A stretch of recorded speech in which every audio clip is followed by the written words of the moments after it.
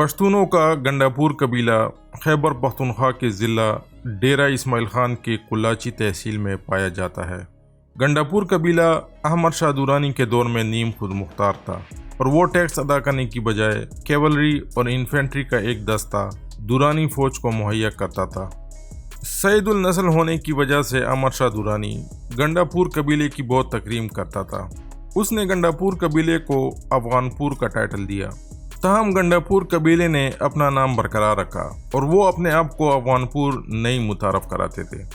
जनवरी 1749 में जब अहमद शाह दुरानी लाहौर की तरफ मुहिम पर रवाना हुआ तो वो कंदाहार से दरे गोमल के रास्ते दामान में दाखिल हुआ।